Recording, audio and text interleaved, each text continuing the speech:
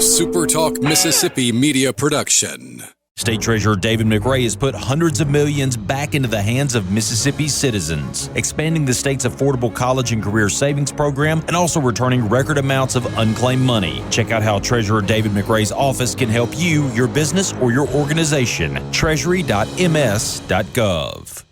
MidDays with Gerard Gibert is on the air. MidDays with Gerard Gibert is powered by C-Spire. Power your home or business with C-Spire Fiber. To learn more, visit supertalk.fm/C-Spire. C-Spire Fiber powers SuperTalk Mississippi.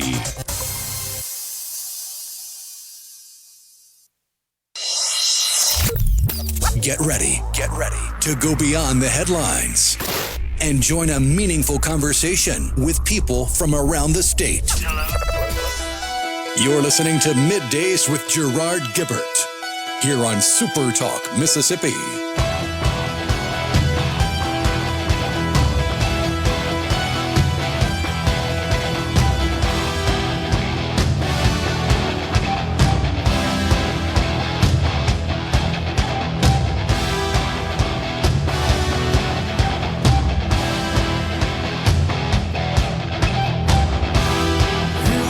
Good morning, everyone, and welcome to MidDays, SuperTalk Mississippi. I'm your host, Gerard Gibert, along with Rhino in the Element Wealth Studio, guiding you through the middle of your day with facts, fodder, and fine music.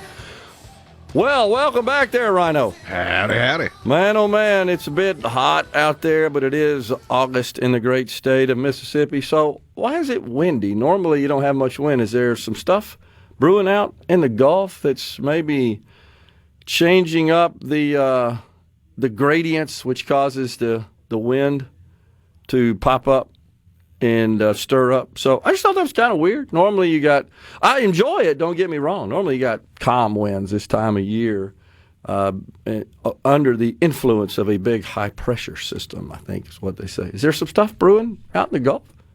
I just double-checked because I didn't remember hearing anything, and I don't see anything out there. Okay. Well, I don't know. Maybe it was just, temporary. Sometimes of course, we've been getting some pop-up showers around the area, which have been kind of refreshing in the heat. I traveled to your hometown of Tupelo last night and encountered, in fact, some of those showers. A big patch had just moved through the all-American city of Tupelo before we arrived, and you could see the wet all over the place. So, that kind of stuff will generate a little wind, kind of digressing here on all that. So, speaking of which, this time of year, oh boy, I got to start with this one, Rhino.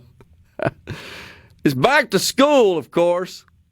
Certainly for those who still observe the more traditional calendar when school gets cranked up about this time of year and extends into late spring, May, June timeframe next year. Well, that includes across returning to school across America's university landscape.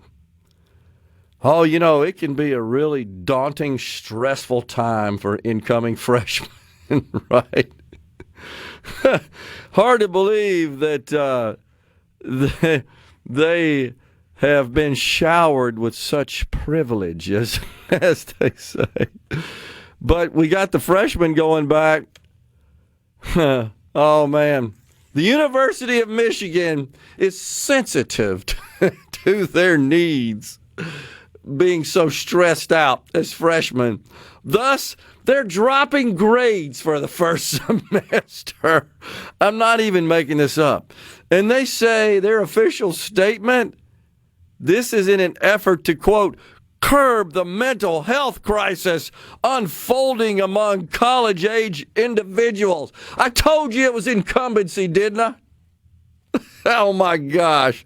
We're dropping grades. We can't... I knew you'd love this one. We can't possibly impose the stress of being a college freshman on these recent graduates of high school, I should say. I feel like a lot of this stress is self-induced, or perhaps is actually pressure from parental units. Yeah. because I didn't know where you were going with that particular story, because there's a few stories going around that are just embarrassing for people starting college. Like, one was the story that came out about how parents and students are hiring consultants for sororities. I've seen that. Oh, yeah. It's an industry. They're paying thousands of dollars to teach these kids going into college how to walk into a room and introduce themselves and make friends. So I thought that might be the direction you're going, or the direction of people spending similar amounts of money, literally thousands of dollars, to bring in interior designers for dorm rooms. I've seen that too. Oh, man. Gosh, in my days, it was cinder blocks for shelves with little just raw lumber that you get at the lumber store placed atop the cinder blocks. That's pretty much it. I remember buying sheets, bed linens, and blankets and so forth, and spreads. You go down to the discount store and find the cheapest stuff you could, if you were fortunate enough to have sheets and a spread on your bed. But yeah, now you've seen some of these things. My gosh, they look like apartments overlooking Central Park. The way they decorate them up. It is, the little babies got to have their. Oh, I know you'd love that. It's just insane to me that you're spending thousands of dollars for the design of your dorm room, when, like you were saying, previous generation, like my generation, we had the one guy that was into engineering stop by and go, yeah, that's not going to fall down. We lofted the beds. Like, that was the closest thing to a designer we got. Oh, that's awesome. And then as far as having to be coached on rushing a sorority. That's right. Where you literally walk in, introduce yourself, and make new friends. These people have been doing that since they started going to organized schooling of any kind, whether that be actual school or preschool or gymnastics or sports. You walk in, you introduce yourselves, you make new friends. That's how it works. How do you charge thousands of dollars to tell people to do that? How do you go home at night and sleep? How do you live with yourself knowing you charged thousands of dollars to literally tell these people to be grown adults? You're oversimplifying it, my friend. You know you've got to have a consultant to tell you not only what to wear, but I'm not kidding on this one, what jewelry to wear and how to wear it. They teach the body English, the facial expressions, all that sort of stuff. Don't you know that by now? Oh, my gosh. Unbelievable. So I got to add a caveat to this University of Michigan story. You won't be surprised at this. This only applies to the College of Literature, Science, and the Arts, which happens to account for half of freshman enrollment. 8,000, 16,000 freshmen. It's a big university. It has been forever, among the nation's largest. So half of the university, the enrollees, I should say, as freshmen are in one of those schools, in one of those colleges. So I'm glad to see, like the B school, no, you're getting a dang grade. Good for you. I like that. So, and I don't know what all's under science. You know, that can be a bit misleading. Engineering, you're getting a dang grade. So, what they're going to get is a pass-fail. They will no actual letter grades, and a spokesman says that professors will still assign grades internally to track eligibility for scholarships and academic awards, but They also say that this program is designed to help students, quote, acclimate to the demands of college. Oh, my gosh, listen to this. And allow intrinsic motivations. Only a college would come up with such word salad nonsense. What the hell is an intrinsic motivation? That's getting out of bed and going to that 8 o'clock or 9 o'clock class because mommy and daddy's not there to knock on your door and go, honey, time for school. So they say these intrinsic motivations are designed to guide personally meaningful academic journeys. Is the word meaningful just grossly overused in our society? What does that even mean?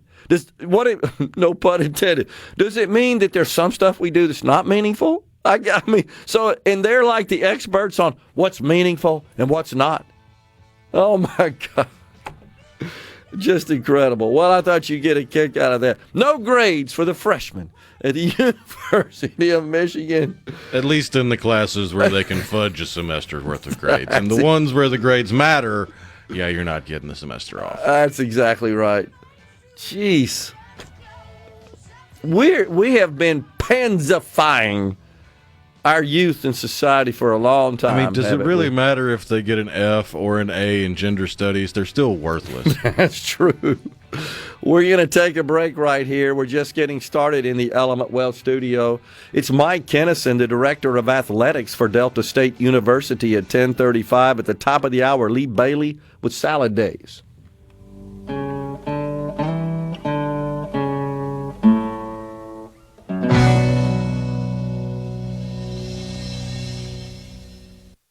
In Mississippi. They're rolling. Middays with Gerard Gibert. What? This is so Awesome. On SuperTalk, Mississippi. Like ooga booga, can't you hear me talking to you? That's the ball of the fusion. Oh yeah, that's what the world is today.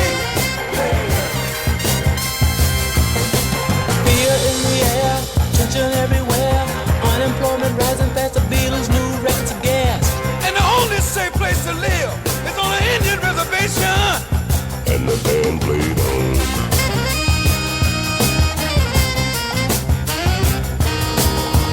Of destruction, tax deductions. The inspectors, bill collectors, all clothing the man, population out of hand. Suicide, too many bills, hippies moving to the hill. People all over the world are shouting in the war.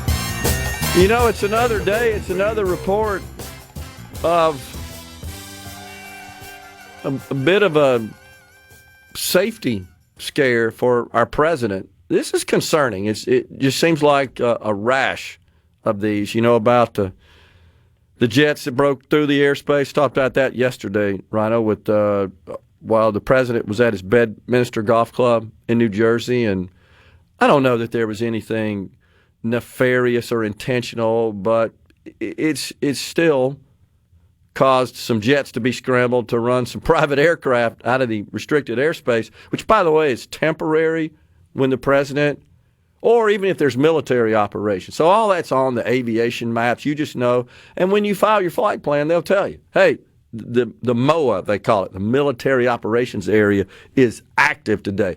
A common scenario I used to run into is as a pilot flying down to the panhandle of Florida, where you've got Eglin Air Force Base down there, and there's MOAs.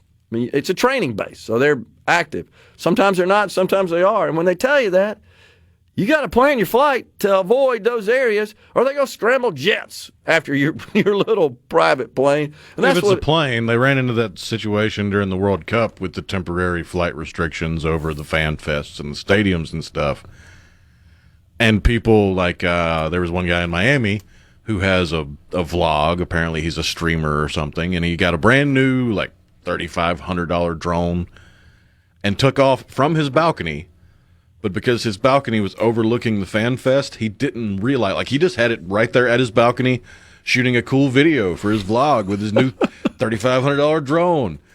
Didn't think anything of it. But because the area right off of his balcony was overlooking the fan fest and was therefore temporarily closed airspace, About 30 minutes after he got done filming his cool video on his balcony on the top floor of the nice skyrise, there's a big, heavy knock on the door. And it was about 3 or 4 different federal agencies were like, hey, were you just flying a drone? Yeah, we're going to have to confiscate that drone. Oh, my gosh. We're going to have to write you this ticket and do this, that, and the other. Well, and that was just a flight zone over a fan fest at the World Cup. I can only imagine they're a little bit stricter when it comes to the security of the president. Of course, and should be, right? So we had that incident. Then we had the one, a couple of weeks ago at when he was playing golf out in California. But now this most recent one, Turkey.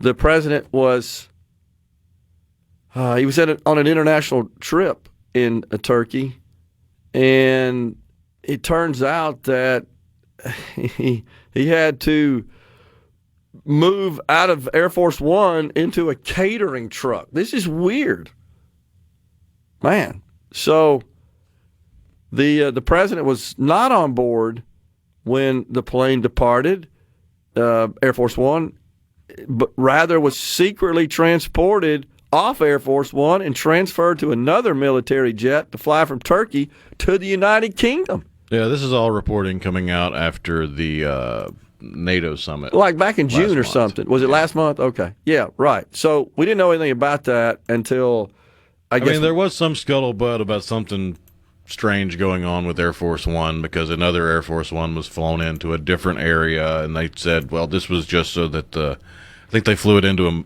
a military base, and the cover story was, well, they flew it in. It was the new Air Force One. They flew it in so that the military guys could see the plane and stuff like that. It was talked about. It just wasn't talked about in depth at the time.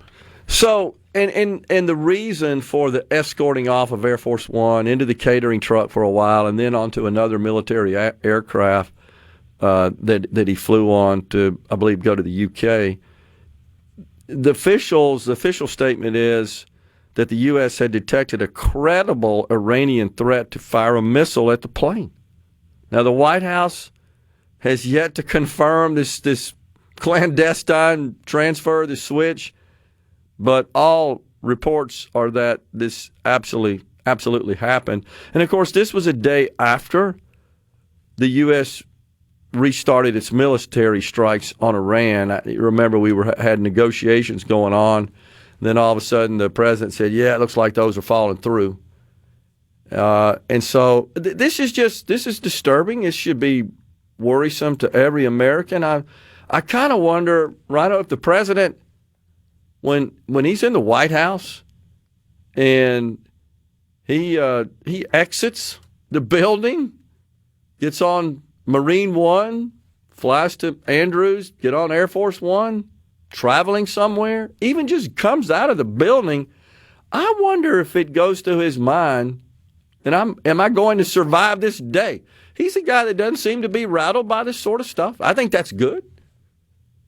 And I think it just kind of shows the sort of grit and strength that he possesses. Whatever you think about the man with respect to his personality, his policies, I don't think you can deny that. He's a very strong figure and forceful figure. And I think that's the way an American president should be. But you just wonder if it crosses his mind. Am I going to make it through another day here? Because it looks like he's a target. He's not only a target, of course, by our foreign adversaries, such as Iran, he's a target by wacko nutcases in this country. We already know that. How many have attempted to assassinate him? Insane. And my concern is that, there's a breakdown someday. That despite all our fabulous Secret Service and all their protections, clearly in Pennsylvania, Rhino, there was a breakdown there. Clearly. That should have never happened. That nutcase on the top of the building that had a clear shot at the president while he was at the podium on a sparkling summer day in Pennsylvania should have never happened. And I don't know that we've gotten the final information on that yet, right? We don't really know. But my gosh, had the president not moved his head, many think that would have been curtains for him. Instead, it grazed his ear. You're all aware of that now. Blood gushing out of his ear. Wore a bandage. Heck, the next week, 2 weeks later, whenever it was, he's at the RNC delivering a 2-hour speech. So his resiliency, his grit, his determination have to be applauded. They just do. And that's what you want in an American president. But it's concerning that, man, we had to sweep him off of Air Force One, literally hide him out in a catering truck before we could get him on a military aircraft and get the heck out of Turkey. Just incredible. So I would ask folks, continue to pray to protect our president. That would be major chaos, of course, not to mention that it's always a bad thing when there's loss of life. Unbelievable. You know, we have discussed the Roe v. Wade decision and the overturning of it by the Supreme Court. When that happened, Rhino, 2-3 years ago now.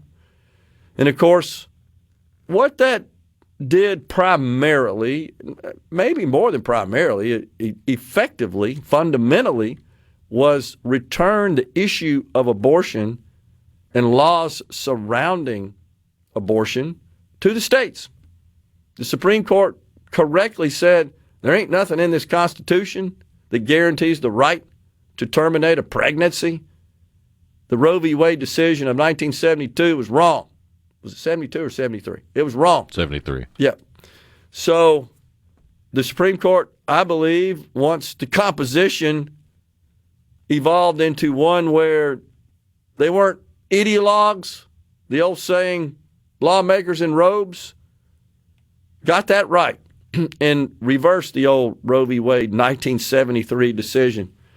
And you know this, Democrats have attempted for decades to codify the right to an abortion, because if federal law were to be enacted that made abortion a right, then the Supreme Court would have to uphold that. But what has happened is we've sent this issue back to the states, and in the state of Mississippi, we had a law that was triggered to go into effect once Roe v. Wade, and other states did too, once Roe v. Wade was reversed, and it dramatically restricts access to abortion in the state of Mississippi. I want to say there's two situations, maybe rape and incest, as I recall, or maybe it's endangerment to the mother. It's more restrictive than some states, a little less than others that did. But there's a couple of cases. But nonetheless, we don't even have a surgical abortion clinic in the state of Mississippi, to my knowledge, anymore. But on the other side of the break, we've got Mike Kinnison. But in the final segment of this hour, I got to tell you about what just happened in Massachusetts concerning abortion. This, of course, a consequence of the Roe v. Wade reversal. Coming right back. Attention, adoring fans! It's time for Middays with Gerard Gibert on SuperTalk, Mississippi. Delta Dawn, what's that flower you have on? Could it be a faded rose from days gone by? And did I hear you say he was meeting you here today to take you to his mansion in the sky? She's 41 and her daddy still calls her baby. Welcome back, everyone. It's Middays from the Alamut Well studio. We're pleased to welcome now Mike Kinnison, Director of Athletics at Delta State University. Hey, Mike, good to see you, man. Hey, good morning, Gerard. Good to see you, too, and catch up a little bit. Thanks for having me on. You bet. Yes, sir. So this coming Friday is the Night of Champions that you guys are hosting. You've got guest speaker Kim Mulkey. Tell us about that.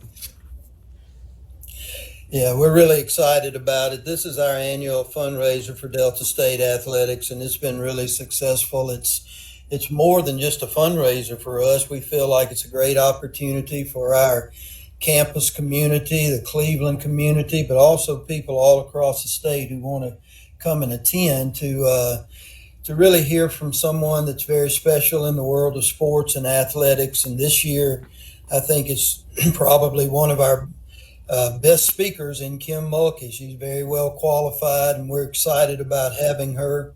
It's an event that will occur Friday night. We have a reception at 5:30, a meet and greet, kind of a corporate reception, and then our dinner and program at 7 o'clock. And we know she'll be a great speaker for us and be very entertaining. Well, for those who aren't familiar with Kim Mulkey, she is the head women's basketball coach at LSU, but has a distinction. Mike, we have an article about her, by the way, and the Night of Champions coming up at SuperTalk.fm. I was not aware that she is the only person in college basketball, men's or women's, to win national championships as a player, assistant coach, and a head coach. I'm not sure if that distinction will ever be equal. That's pretty strong, isn't it? Yeah, it is. And her credentials, when you really begin to look at it, we know she's a great basketball coach. We know she was a great player, but she was a gold medalist in the Olympics, played on the USA team. As you mentioned, she is separated and distinct because she is the only player who's won a national championship in college basketball, men or women, as a player, an assistant coach, and a head coach. She's also one of only 3 that have won a national championship as an assistant coach and a head coach. As a player and a head coach. A player and a head coach. Yeah. Her, Dean Smith, and Bobby Knight. Oh, so she's in pretty high good company. Man. 5 national championships as a coach, has experienced that as a player. And we all know that she has great charisma and is a gifted speaker. But, and I think a lot of people know, but what we're very much aware of is that she is a great advocate for women's basketball. And at a time right now where women's basketball may be at a peak in popularity with the rise of collegiate women's basketball and the success of the WNBA, she advocates for that with both youth groups and throughout the age groups to promote women's basketball. That's a great tie-in to Delta State University because our history with women's basketball, we've won 6 national championships. It is a signature program at our university. And we are also bringing back our alumni group and having a women's basketball alumni reunion this weekend centered around this event with Kim. So we're really excited about it. And it's a great time for us to kind of relive a lot of our history and tradition as well. Those female athletes on the basketball court are pretty good, aren't they, Mike? They really are. The game has changed completely. Some of us can remember going back to when they played 3-on-3 and then a rover, and now it's 5-on-5, and the game is just as dynamic, entertaining, and exciting as the men's game. They're very athletic, and as I said, for that reason, women's basketball is probably at a peak in popularity right now. Yeah, it's awesome. It just seems like the game has advanced on the court for women quite a bit, and I know Delta State has a storied history there as well. So what can you tell us about the event coming up? Are there any recognition that you can share with us, or is that not to be disclosed until the event? Well, not particularly, but what we have is we're typically have this event in Walter Sillars Coliseum there on our campus. We are undergoing some renovations right now in that Coliseum, some off-season improvements, and we're moving this event to what is West End Properties and the Lyric Hotel. They have a meeting center there called the Gin, and that will be where this event is held.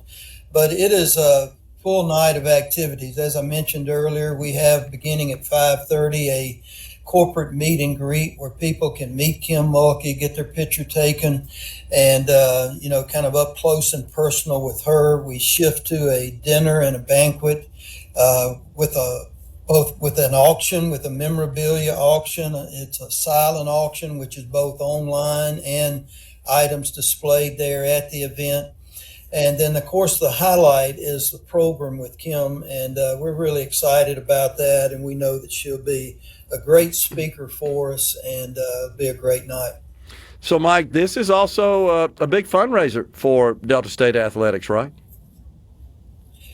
It is, and we, as a Division II university, are very driven by tuition and enrollment and our revenue.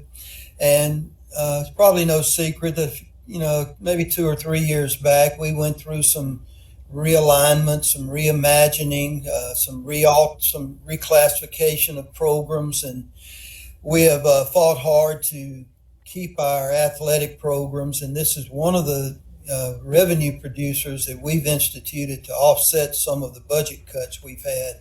It's been very successful. This will be our 3rd year. We had Archie Manning, who kicked it off 3 years ago, Mike Matheny, who was former St. Louis Cardinal player and coach. And we feel like in this response this year, we're basically at a sellout point for Kim Mulkey. So we're excited about it. That's awesome.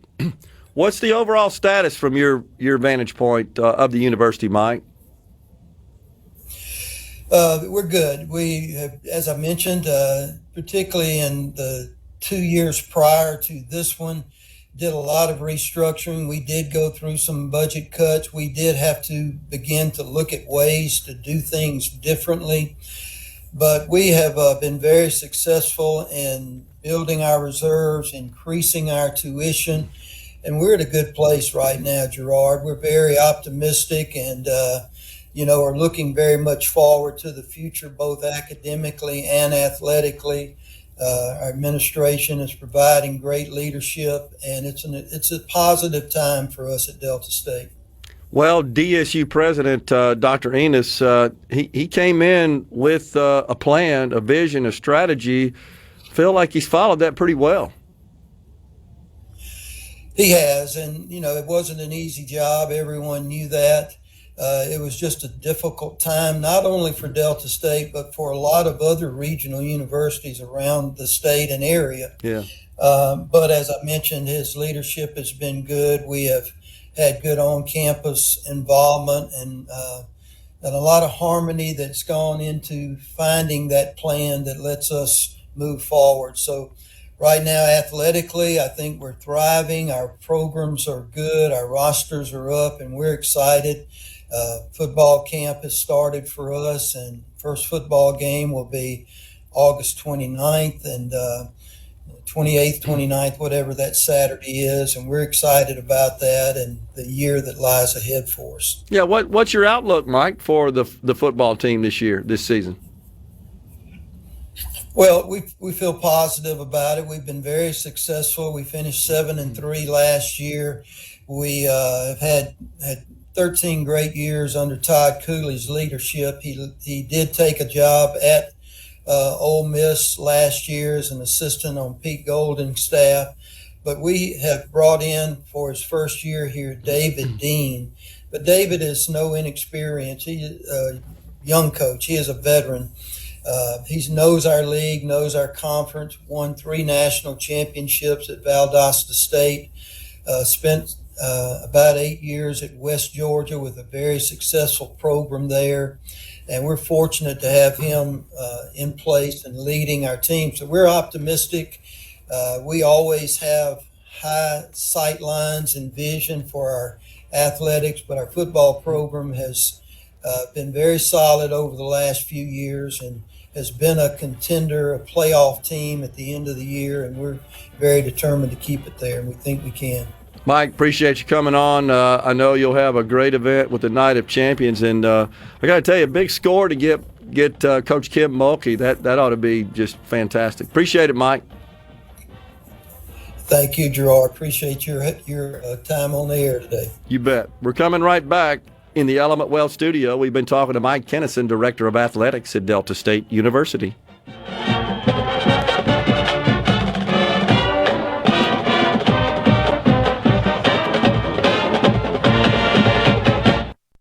Now Come on. Middays with Gerard Gibert All right, we are back. on SuperTalk, Mississippi.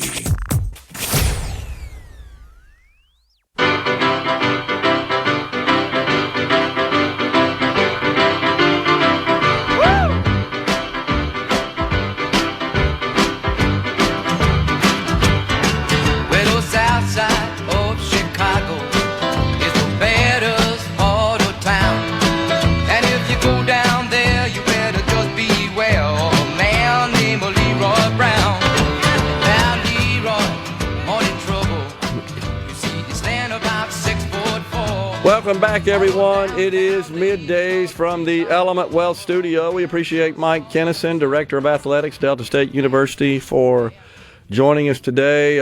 Little personal connection there. Used to play softball back in my 20s, competitive softball with Mike. He was one heck of an athlete. He played at Delta State as well, and really could play the game big time. So he's been a blessing for Delta State University. So before we brought Mike on, we were talking about abortion and the, of course, reversal of Roe v. Wade, and how that essentially didn't really ban abortions and restrict abortions. It sent the issue back to the states. And in doing so, the states such as Mississippi that are more conservative in nature enacted law. Measures were actually already passed in sitting, staged, if you will, awaiting the reversal of Roe v. Wade to allow states then to enact laws as they see fit concerning abortion. And in Mississippi, that measure went into effect immediately upon the Supreme Court's decision. And Rhino and I looked it up. Exceptions for rape and harm or endangerment to the mother's physical health, right? Those are the two exceptions we make. However, I don't think there's an abortion clinic anymore in the state of Mississippi. I honestly don't see how it would be financially viable given the restrictions that are enacted in the law. Sadly, they need volume to make the numbers work. Likely not to get much from that. So that's where we are in Mississippi. But then you got the blue states that went in the opposite direction and significantly relaxed in abortion law and opened up, made abortion more accessible, more plentiful, more affordable with all kinds of financial assistance as well. Massachusetts, however, the governor, Maura Healey, she just signed a bill allowing abortions up until birth. So as much as we want to applaud the Supreme Court's decision to reverse Roe v. Wade of 1973, which I think the Supreme Court absolutely got it right here in its most recent decision to overturn that terrible decision made in 1973, the fact is we can't check this box, Rhino, and say we're done. We've conquered this horror of abortion. We haven't in the country. We may have in Mississippi, but we're less than 1% of the nation's population. But in states like Massachusetts, what really blew me away, guys, watching a short video clip of the ceremony that they conducted to sign this measure into law, people are smiling and applauding and celebrating. This ain't anything to celebrate. I just don't get that. And by the way, the name of the bill, they're so clever, aren't they? The way they disguise the true content of the measure. Prioritizing Patient Access to Care Act. But you expect that from lunatic liberals who are absolutely obsessed with abortion. She said the law, the governor, is intended to ensure families facing medical complications late in pregnancy can abort their babies in Massachusetts rather than having to travel out of state. They knew they likely couldn't get the votes required to pass it if they called it the Just Short of Infanticide Act. Correct. That is correct. She said abortion will remain safe and legal, and it will remain accessible here in Massachusetts. Notice that word accessible. That's what's replaced rare. That's exactly right. Used to be safe and rare. Right. Yeah. Yeah, we've completely transitioned away from that. So Alaska, Colorado, Maryland, Michigan, Minnesota, New Jersey, New Mexico, Oregon, and Vermont have all removed gestational age limits on abortion, along with the District of Columbia. That a consequence of Roe v. Wade. So here's the point, Republicans.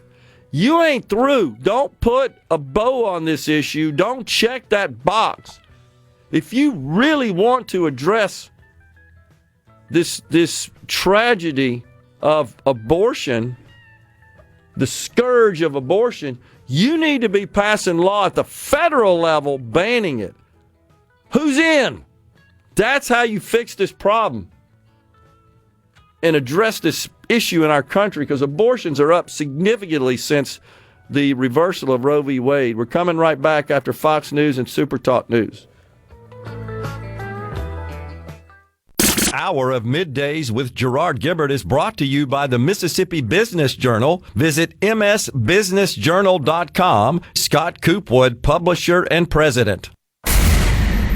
Welcome to the show that challenges you to think deeply, and look beyond political posturing. You're listening to Middays with Gerard Gibert here on SuperTalk Mississippi.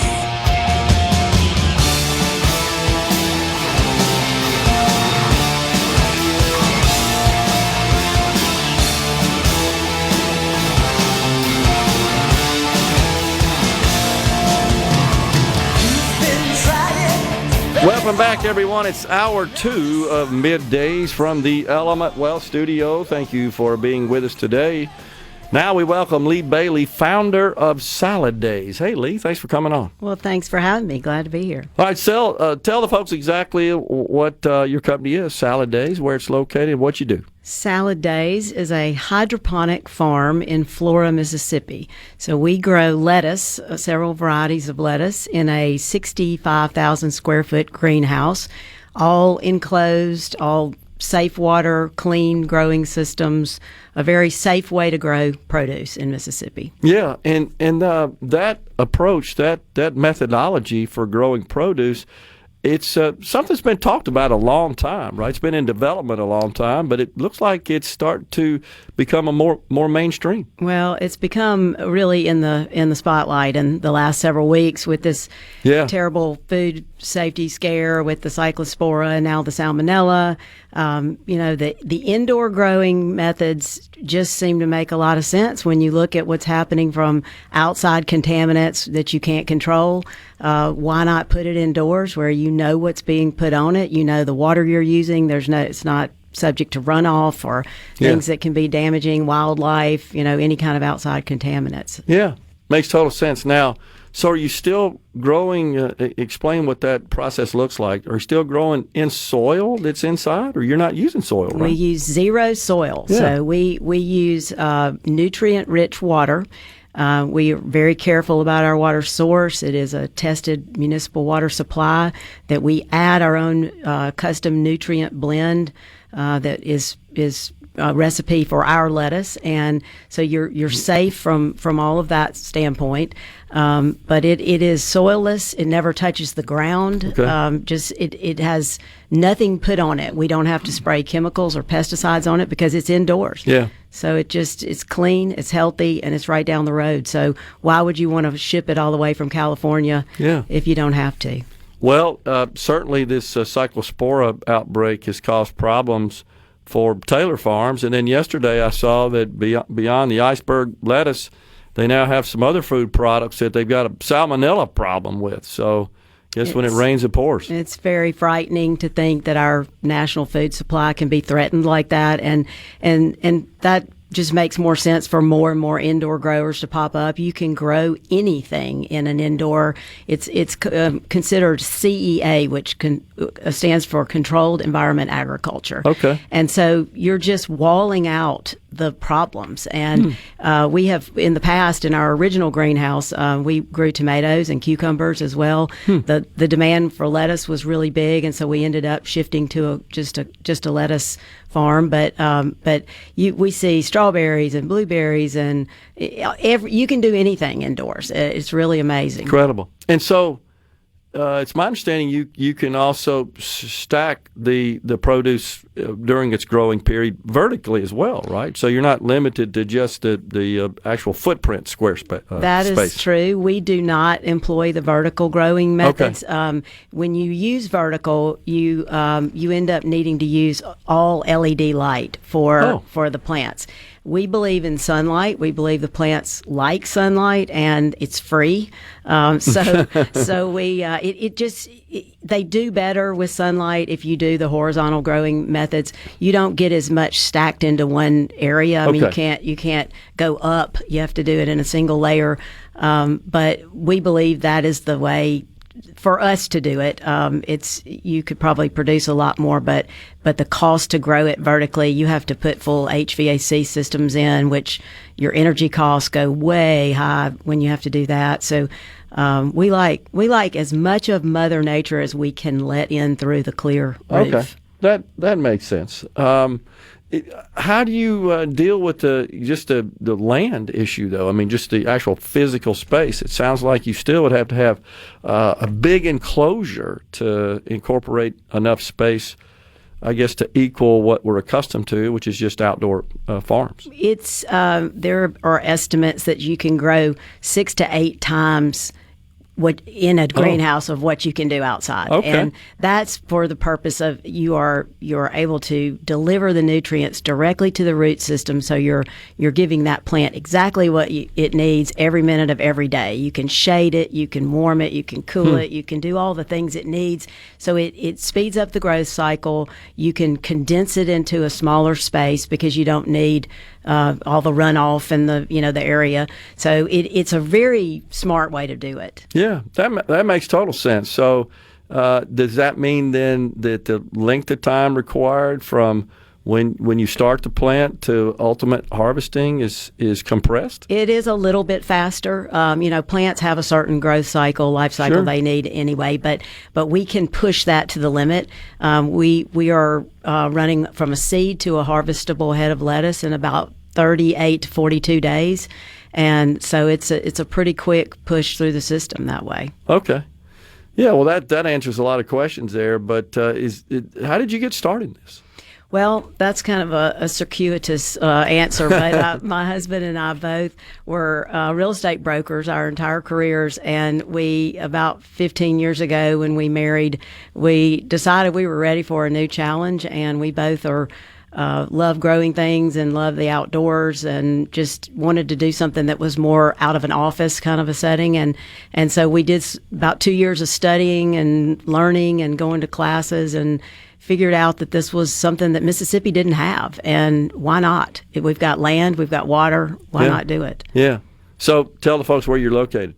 We're in Flora, Mississippi on Highway 49 in the Flora Industrial Park. In Madison County. Madison County, yeah. Yes.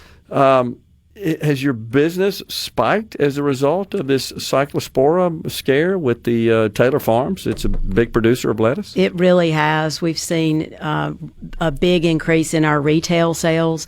It's we do restaurant, food service, packed products as well as retail.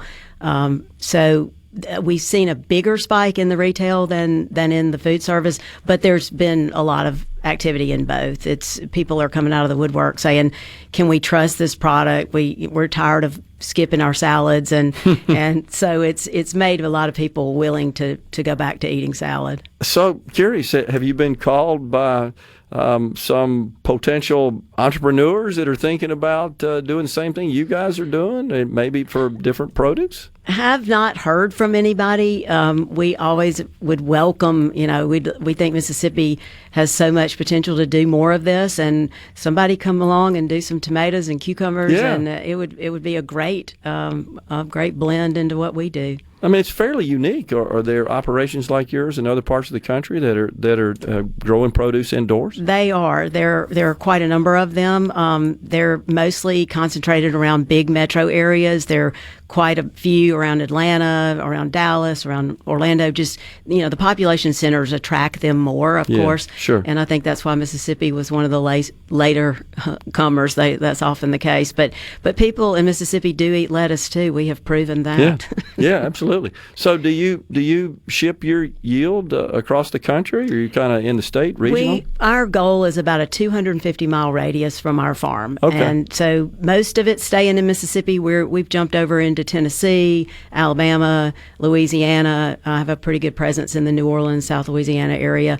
But it's creeping further out. But we like the idea of serving the Southeast. That it doesn't defeat the local produce thing when you do it that way. How many buildings do you operate on your farm? We just have one big building. One big building. It's 1 acre of growing space. Wow. And then we have about 20,000 square feet of other support space, like our propagation area and our big cooler and truck docks and, all that stuff. But that's incredible. But it's a pretty big facility, and who knows, we may even need to expand if this demand for local keeps going the way it is. I was going to ask you if you're finding yourself in short supply based on the increased demand from the cyclospora situation. Well, we're doing okay right now, but who knows what the future holds. Yeah. Well, that's interesting, making a transition from being in the real estate business to any particular reason why you selected salad. Well, lettuce. we originally chose tomatoes and lettuce because what goes better together than, if you're going to have hamburgers or a salad or whatever, you're going to have those things.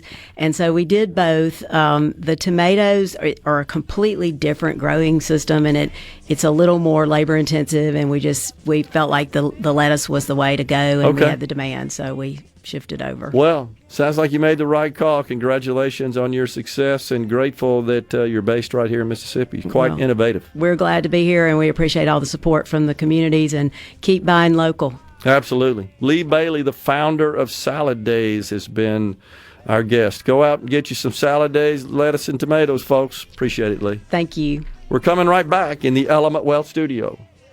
Ooh, look out, you rock and rollers.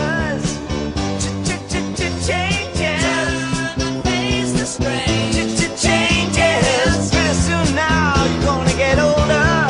Time may change me, but I can't trace time. I said that time may change me, but I can't trace time.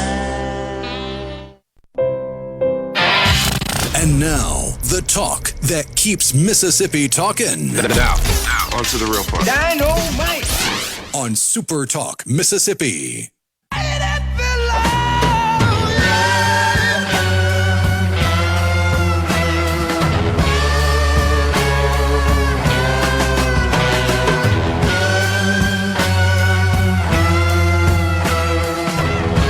Welcome back, everyone. It's middays from the Element Wealth studio.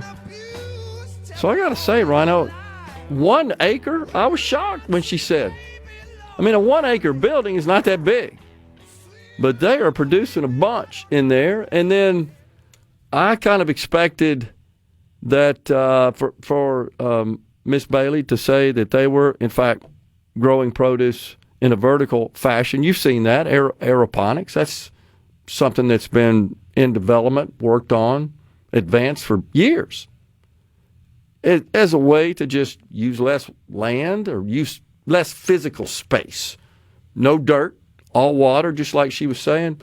But I get it. I didn't think about the fact that when you stack produce vertically, the sunlight, if you intend to use sunlight for the necessary light to grow the plant, you can't get to all of it when it's stacked. I get it. And what she said was, you got to use LED lighting. But it's just fascinating to me that it's only 1 acre. And it has been discussed as a potential approach to producing our food to consume less land, cost less money, and you ain't dealing with all the problems, right? You're not dealing with the plant disease that is caused by the outdoor environment, of course the pests, and then the pesticides and the crop protection products that you got to avoid finding their place into the environment, finding their way into the environment. It costs a lot of money, right, to deal with that runoff and to manage that. So it solves a lot of problems, is the point. And it of course conserves land. Don't need as much. Now what I didn't know is that you can produce more yield in less space. I thought that was pretty cool. It makes sense. Well, I mean, though. that comes from the perspective of when you're planting a crop in soil, you're trying to min-max the soil usage for the crop's growth. And you don't want the soil to be completely devoid of nutrients after one growing season. Right. So you're limited on the density you can use in order to avoid burning out the soil. Okay. Whereas in a hydroponic, you're constantly refreshing what's near the roots, which would be the soil in a normal planting situation. So you don't have that worry about the density. Okay. So you still, I'm assuming, even though you're indoors and using this methodology, this technique, you're using fertilizer, I would think, right? From a chemical perspective, yes. Is that delivered via the water? Yes. Okay. So instead of spreading it or injecting it into the soil, and of course mixing that with the water, because typically you've got to have some water to activate it, you could just deliver it directly, and you're controlling all that inside. And that's pretty cool when you think about it. So our news director, J.T. Mitchell, while we were talking to Miss Bailey, sent me a link, Rhino, to an AP report. And it's a short video that features Miss Bailey, and she's talking about it, and it's pretty neat. It shows their facility she was talking about. And, of course, the report is about the cyclospora outbreak and how it is creating a business boom for salad days right here in Mississippi, in Madison, Mississippi. So it made national news. Appreciate that, JT, for sending that on. That's pretty cool. And the facility's neat, just as she described it. It's just shocking to me it's only 1 acre. I mean, you can serve a market of that size, as she said, primarily across the region, like, you know, the southern states. But, okay, 5 acres would maybe enable you. And, of course, that's not the entire lettuce market and tomato market. I get it. But that still shows you what could be accomplished using this pretty novel approach to growing food. Just another example of human innovation, solving human problems. Pretty cool. And we appreciate, of course, her coming on. So on the C Spire text line, Tim from Tupelo said, I couldn't watch that signing when they were smiling and clapping. It was disgusting. And that was in reference to what we were discussing in the last hour, in the final segment of the last hour, which is Massachusetts Governor Maura Healey signed legislation that essentially eliminates gestational period from being eligible for abortion. So abortion up until birth. Now, Rhino, they say only when the health or the life of the pregnant woman is in danger. But I got to tell you, color me skeptical on that in a liberal state like that. What she also said was that they need more abortion clinics, more access to abortion. She didn't specifically say, just expressly say more abortion clinics, but just to expand access. She did say that. And, yeah, it's just mind-boggling to me that that you could stand up and clap and praise and celebrate. And, I mean, some of them even look like borderline euphoric over this. Like that's your life, your purpose in life is to kill babies at 24 weeks? That's insane. But, and again, I'm going to reiterate the point. Don't think, guys, because Roe v. Wade was reversed that we effectively won something big for the pro-life movement. We did from the perspective of allowing strong pro-life states such as Mississippi to severely limit abortion. We did that, and other states have as well. But again, this is one of those issues where our country is deeply divided. And just as the red states rush to implement restrictions and limits, the blue states went in the opposite direction.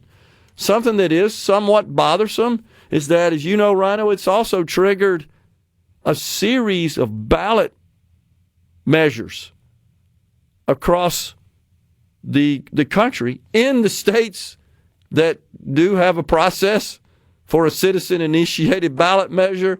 That would not include the state of Mississippi, as you know. But in those states, measures that were advanced by both pro-life groups to severely restrict abortion and pro-choice groups to expand or even codify in their state constitution a right to abortion.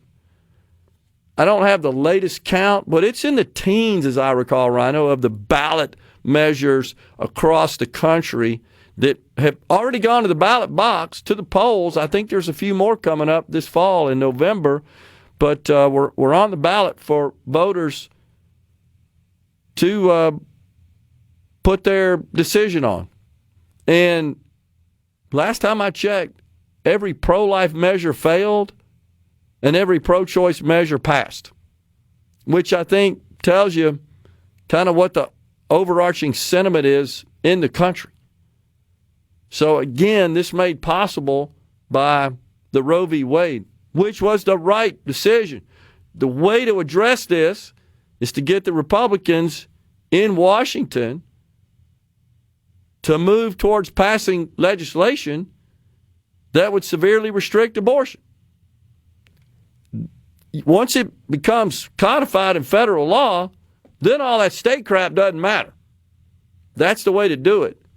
The Democrats guarantee you, when they get control, if, God forbid, they get control of Washington, they will pass law to codify the right to an abortion in all 50 states, federal law. And at that point, any challenges to it before the Supreme Court would be much more difficult.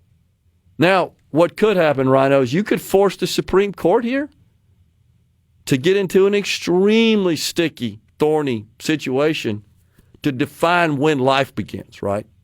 Because then it would be considered murder, homicide.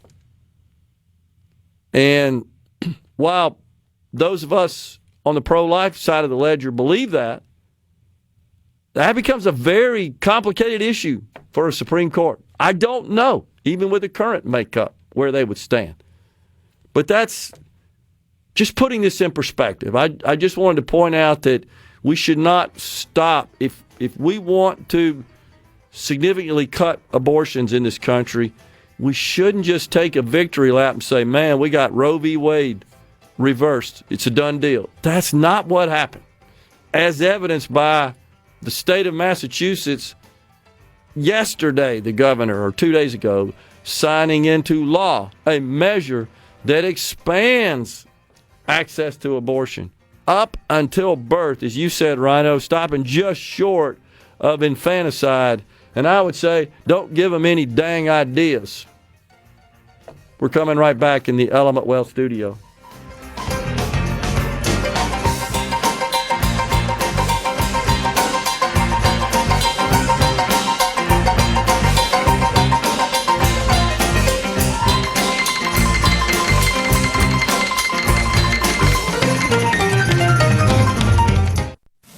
Bring it on!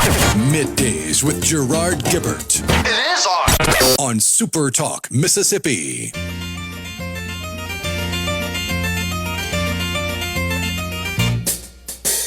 Hello world, here's a song that we're singing. Come on, get happy. A whole lot of loving is what we'll be bringing. We'll make you happy. We had a dream, we'd go traveling together. We'd spread a little love and then we'll keep moving on. Something always happens whenever we're together. We get a happy feeling when we're singing a song. Welcome back, everyone. It's Middays from the Element Wealth studio. Of course, Rhino, over the weekend, I know you were out yesterday, but man, quite the firestorm with this appointment of a judge to the bench, municipal bench in Benoit, Mississippi, which is in Bolivar County. Did I pronounce that correctly, or is it Benoit? I'm not really sure. It could go either way. How do we pronounce that in Mississippi? I would lean more towards Benoit. Yeah, I would think so. As you travel south down the Mississippi River, it may transition to the more French-themed It's like the difference in Lafayette and Lafayette. Yeah, that's probably right. Or a meet and a mitt. Yep, I got it. So, man, and there is an article at supertalk.fm, by the way, about this issue, this appointment. And, man, I mean, people were absolutely going crazy. There was so much hyperbole and misinformation, I would say, about the appointment. And I think we know now the truth.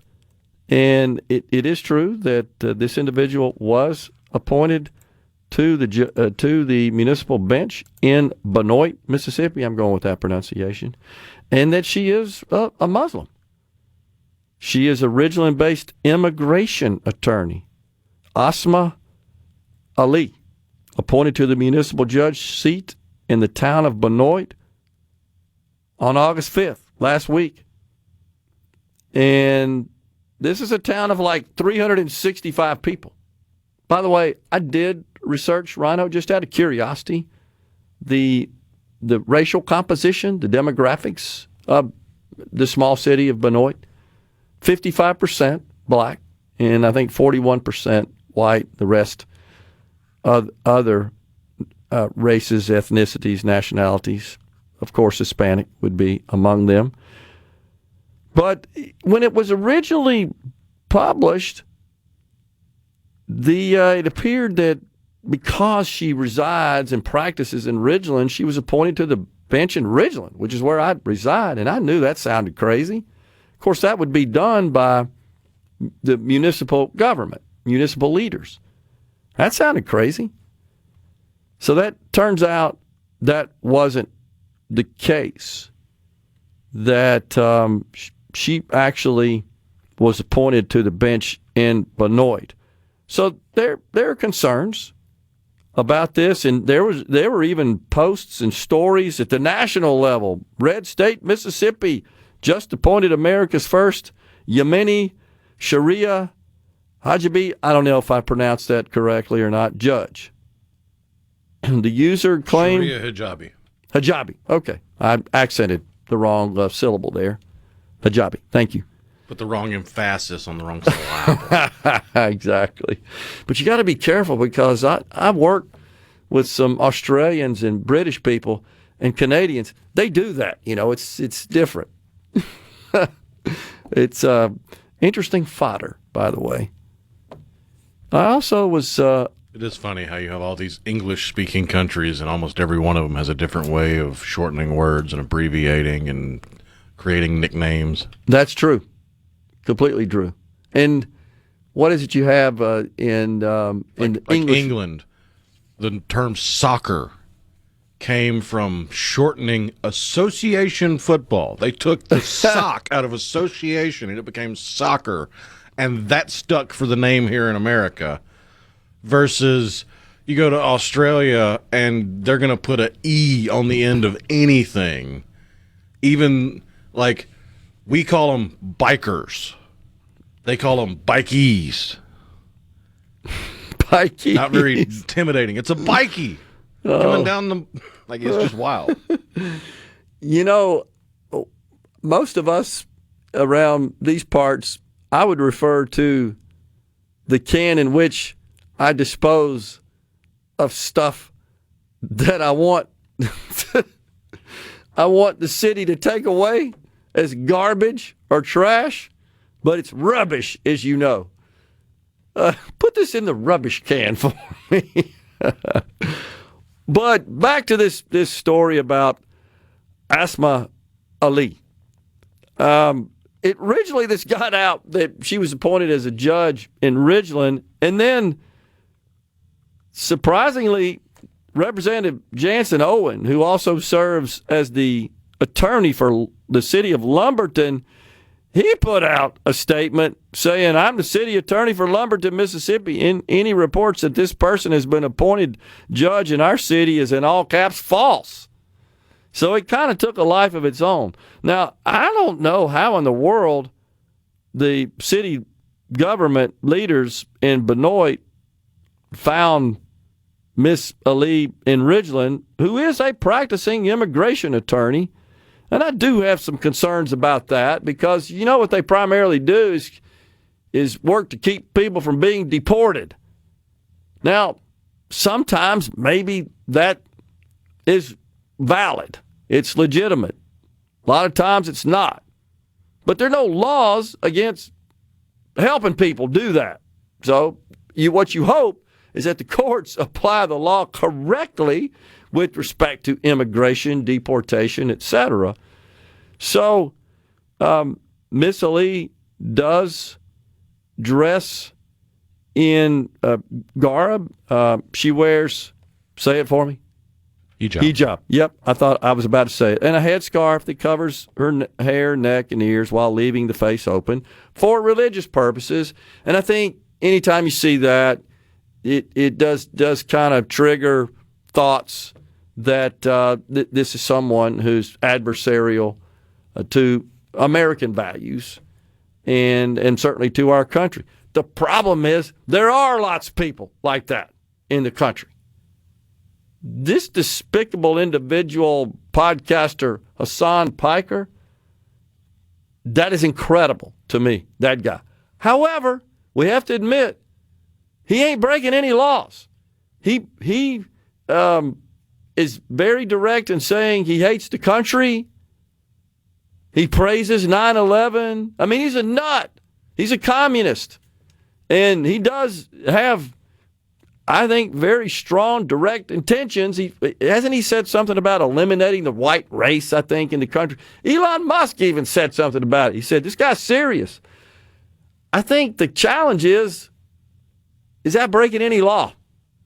And so I don't know that you could It's breaking federal law when you travel to Cuba and stay at a sanctioned hotel that the federal government does not allow you to stay at because all proceeds from staying at said hotel fund the Cuban Communist government, and there's still an embargo against the Cuban Communist government.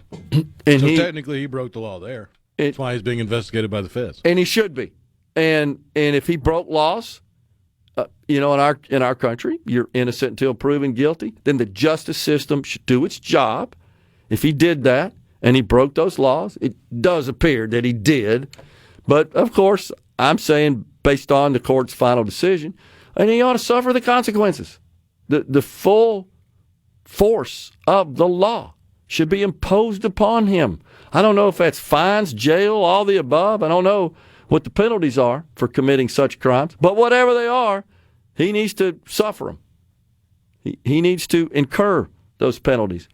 So this is an issue where she is an American citizen, so at this point no laws have been broken. Now I understand, and I'm with them. People are concerned that maybe her religious views would impact her decisions in municipal court. Adjudicating cases. And what I would say is we have laws in this country that are supreme. Our U.S. law, our state law, and our local laws.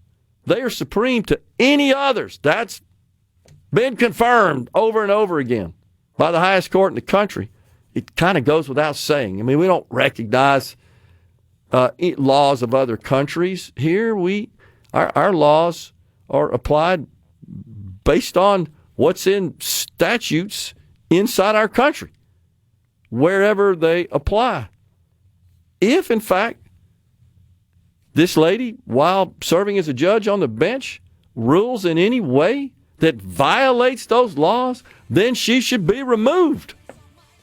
So I've already told, by the way, our legislators, some of them that are my friends, I've told them confidentially, be on the lookout.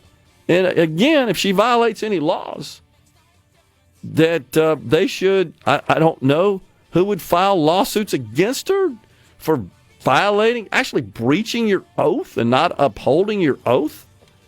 by the way, that ought to apply to everybody that's in elected office. Would that be a case brought upon the individual that does that by the Attorney General of the country? Of the state? I'm honestly not sure. But there's got to be some legal path to take action against someone who is sitting in an elected office, even an appointed office, that violates their oath. Simple as that. Coming right back.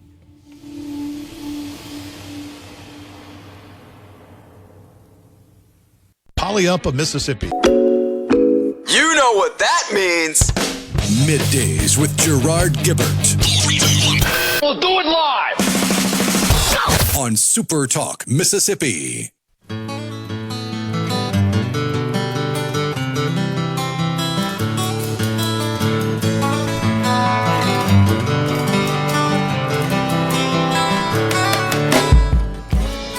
We're back with you in the Element Well studio on the C Spire text line. That's 601-879-4395. I'm from Bolivar County. Anything happening in Benoit has no effect on anything, not even in Benoit.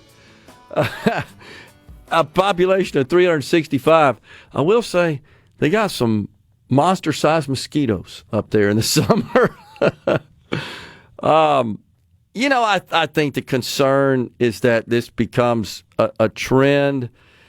And this is, again, another very sticky situation where this individual is an American citizen, was born, raised here, attended Mississippi Christian University. That's where she earned her law degree. It is a practicing Muslim, as we said, and I know that causes concern for people. I would say, Rhino, that I want to hesitate to say every single Muslim is bad. The problem is the good ones, generally speaking, won't call out, criticize, denounce the bad ones. And they've been silent and just sort of go along. And that's a problem. I'd like to see those who are clear thinking and don't subscribe to all the radical, crazy, just heinous policies and standards that are part of Sharia law to stand up and say, this is wrong. But I'll just say again that anybody that's in any position of government certainly takes an oath, swears to uphold our laws. And if they don't, well, then they got to go, and they should be prosecuted. They should be charged. Sometimes, however, that could be extremely subjective, and it gets difficult to, to prove. But this is an interesting situation that went viral. And again, there's an article at supertalk.fm that was composed by Caleb Sailors, our multimedia journalist. So take a look at that. Thompson Greenwood says, did she seek that post? That's a long way from Ridgeland. Have no idea. Really don't. I have seen. She has posted about it online, and you've probably seen, and I believe it's on, it's in our report as well. You can see the agenda from the town of Benoit, where you can clearly see there is an item on the agenda where she is being appointed into this judgeship. That was on August 5th, 2026. It was a regular board meeting of the town of Benoit. So, interesting. And, of course, you see the appointment, the oath of office signed by the newly appointed and sworn-in judge. And looks like that Linda Carter, is Linda, I believe, the mayor of Benoit, signed it as well. That's typically the way, that would be the person to whom you are reciting the oath.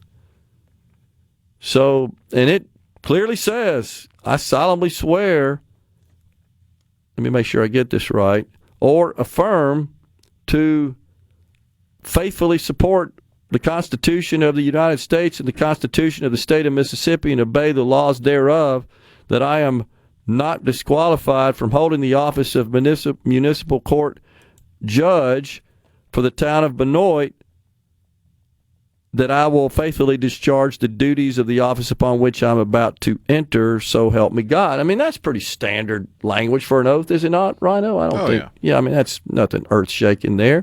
So again, you're signing an oath. That's a legally binding oath. If you violate that oath, and by the way, it doesn't just apply to her. This ought to apply to everybody that takes an oath. Otherwise, the oaths are of no value. They're meaningless. We don't want that.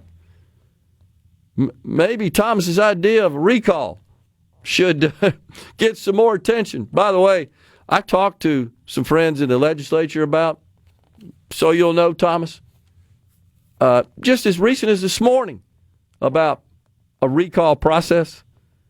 Now, I know Thomas believes that if that were in place, we'd just be recalling elected people like crazy, just hand over fist. I totally disagree with that, don't believe that.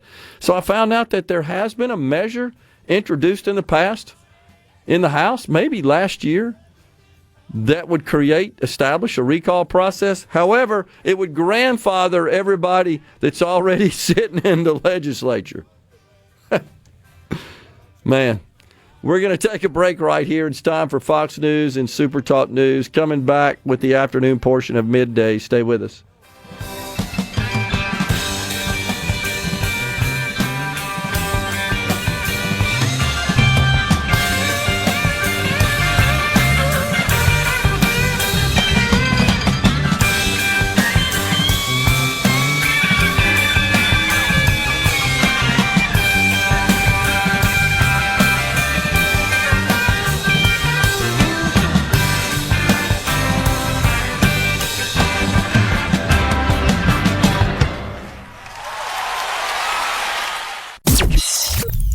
Get ready to go beyond the headlines and join a meaningful conversation with people from around the state. Hello? You're listening to MidDays with Gerard Gibert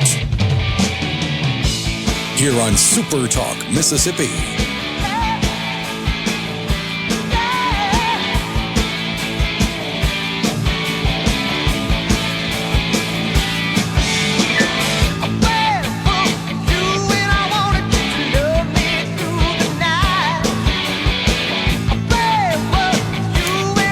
Welcome back, everyone. It's hour 3, the afternoon portion of MidDays. We're live in the Element Wealth studio. We appreciate you joining us. So investors are weighing the Iran talks, and we've got inflation data to be reported tomorrow. We'll see what that looks like. The markets are in the red today. Bit of a sell-off. The Dow down 87, the NASDAQ down 147, the S&P also in the red.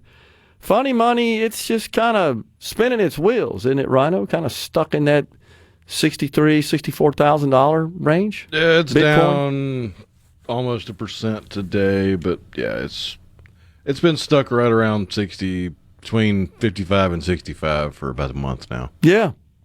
Well, all oil as well up today, back in the 80s, about $84 a barrel. So I saw this morning where the price of diesel has crept up again, and that is certainly going to be a factor in the midterm elections. Price of gas, as well as the price of diesel, certainly, and the way that the price of energy overall is driving inflation and the so-called affordability issue, and that's going to be a factor.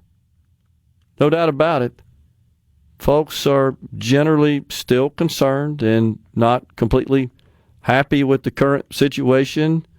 I see it as a sacrifice, that a temporary sacrifice to rid the world of the nuclear threat of Iran, and at this point, that goal has not been achieved.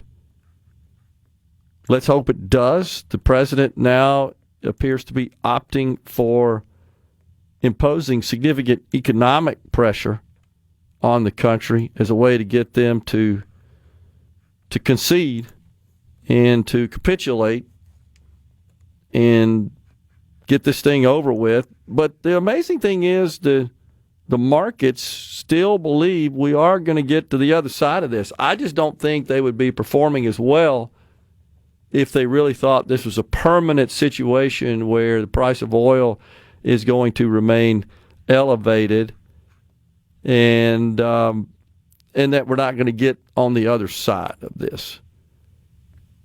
I do believe that they are confident that we are, and that's a good thing. You know, I thought really from day one that certainly the president's decision to reverse a lot of the ridiculous restrictions that the Biden administration imposed on fossil fuels, including drilling on federal land and fast-tracking some of the permits and so forth associated with oil and gas exploration. I absolutely believe that was a good thing and the right thing to do. But I also felt like that we shouldn't just immediately conclude that all of these companies were going to rush out, talking about the oil and gas companies, and increase their oil and gas output. And that's exactly what's happened. So it's caused very little additional investment, even the reversal of all those restrictions. We really haven't seen a big reversal in any of that. Talking about oil and gas companies jumping out and seizing on that opportunity to drill on federal lands where they couldn't before. Again, the president, he relaxed many of those restrictions significantly. So we hadn't seen that. And it's simply because of this. As long as we keep paying the price at what it is, well, then that's where they're going to keep it. Because the only tool they have, talking about the oil and gas companies, to affect the price is in how much they produce. Now, what their economic challenge is, we can't let it go too high, then demand declines. Can't make ends meet. Can't sell enough. Can't get it too low because then we don't make any money. So they're constantly seeking the sweet spot of supply because they don't really control demand other than with the amount they produce, the supply. That's the only tool they have because they don't set the price. The price is set by the markets, the commodities markets that trade oil and gas. So they're walking that tightrope all the time, honestly, trying to figure out what that sweet spot is. But I think the main takeaway is that, yeah, we really haven't seen a significant increase in drilling, even though they're free to drill. The restrictions have been lifted. The permitting process has been streamlined significantly. But they're not rushing to get out there and drill for more. So I was talking earlier about the abortion measures. It turns out, Rhino, 23, including 7. Is it 7? No, 5. 5 on the ballot this November. And some of those are designed to reverse previously passed measures related to abortion. So one is in Colorado. There is currently no gestational limit in Colorado. Abortion up until birth. There's a measure that would amend the Constitution to repeal the constitutional right to abortion passed in 24. That's on the ballot in 26. Needs 55% to pass.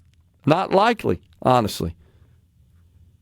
So another in Missouri. Amend the Constitution to repeal the right to reproductive freedom that was passed in 24. Not likely to pass. So that's one of the states I recall that kind of shocked me, where the pro-choice people got a measure on the ballot to codify in their Constitution the right to an abortion. I just didn't see that happening in Missouri, and voters overwhelmingly supported it. Now there's a measure that would reverse that. We'll see where that goes. But there's several other measures that were passed across the country. One in Florida that actually failed, that was in 24, would amend the Constitution to protect the right to an abortion up until fetal viability and when necessary to safeguard the pregnant person's health. That didn't pass. What currently is law in Florida is 6 weeks. Abortions are legal in Florida up to 6 weeks. Now, I remember when the president said he thought that was too harsh. That was his word, and was a bit critical of the Florida law. Maryland went the other direction in the same year. Rhino, Maryland amended their constitution to guarantee a right to abortion with no, up until fetal viability, no gestational limit, fetal viability, including the ability to prevent, continue, or end one's own pregnancy. So that's Maryland. So the point here is that the states have very different views and have been busy since the Dobbs case enacting law, some through citizen ballot measure, some measures referred to the ballot by the legislature, some just as we talked about in Massachusetts, no ballot measure was behind that. Their legislature passed a law that essentially ended the gestational limit, and the governor signed it into law here in the last few days. So that's kind of what's going on there. On the ceasefire text line, this looks like it was intended for our colleague Richard Cross, but I'll go ahead and take it on. Disability benefits specialist sent it in to us. I heard your comments on SuperTalk about jobs being plentiful for people who want to work. I'd respectfully offer another perspective. For people with felony convictions who are trying to rebuild their lives and earn a livable wage, good employment opportunities are anything but plentiful. I'm actively looking for work because my current employer is going out of business, and I found that a felony can close doors regardless of education, experience, or willingness to work. I think that side of the employment discussion deserves some attention too, especially since many employers here in Mississippi don't believe in second chances. That's Tammy Thomas in Madison. Well, I can say, Tammy, that there have been concerted efforts by policy groups and people in the legislature to reform the that system so that maybe a felony, certain felonies, not all, certain felonies, I think I'm getting this right, Rhino, that are expunged after a period of time. There's certain felonies that are rather permanent. But yeah, in the state of Mississippi, you can have an expungement after 5 years, after all restitution is paid, and if it is a non-violent felony. That's right, non-violent felony. I think that's the key feature of that, right? If it's a violent felony, it stays with you. So, but I hear you, Tammy. Some employers just are hesitant, and some aren't. I don't know that there's anything we can do from a legal perspective. Coming right back. Now, check it out. Let's do this. The talk that keeps Mississippi talking. Middays with Gerard Gibert. Let's get on with it. On SuperTalk, Mississippi.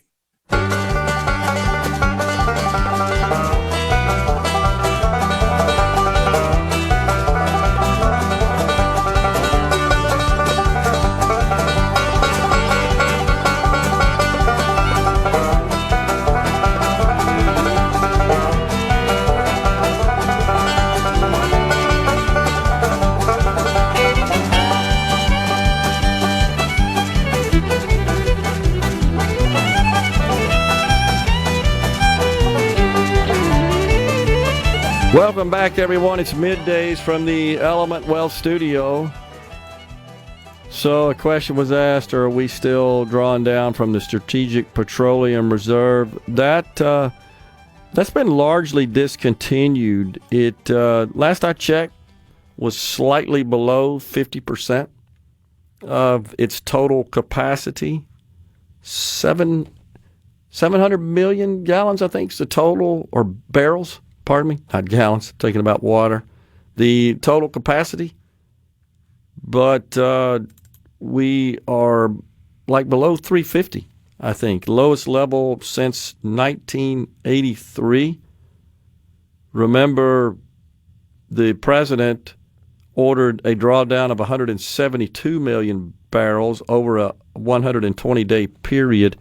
That was right after the launch of the war in Iran. So last I checked again, the SPR had about, at lowest level since 1983, it's 350 million or so barrels of total capacity of well over 700. So this is we have crude oil supplies are at a 45-year low. It's what's being reported by the industry at this point. And that is a concern. But the oil and gas companies, again, not too high on going out and drilling for more because they're selling all they can, like I said, at an elevated price, and we keep buying it. So they're just managing market conditions and market realities. That's what they should be doing. That's what those companies do. As does every company, every business, of course, should be doing that. So yeah, I think we're seeing some price increases as a result of recent increases in the price per barrel is what's going on right now. Ricky in Aberdeen says the new refinery that was announced in Texas, the first one in many, many years, was a result of those restrictions being lifted.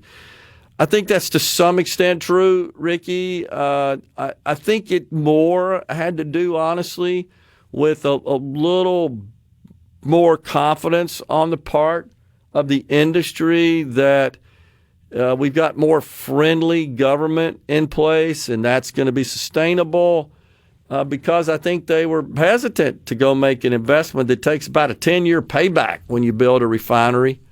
It's billions of dollars, and hesitant on the chance that, okay, Biden's out, Trump's in, he's positive, but just concerns that could reverse and we could get another Democrat that comes in and issues all these restrictions and regulations on the oil and gas industry. But you're absolutely right. First time. Now, right now, we still export a significant amount of oil that we produce in this country for refining overseas. We import a lot for refining here.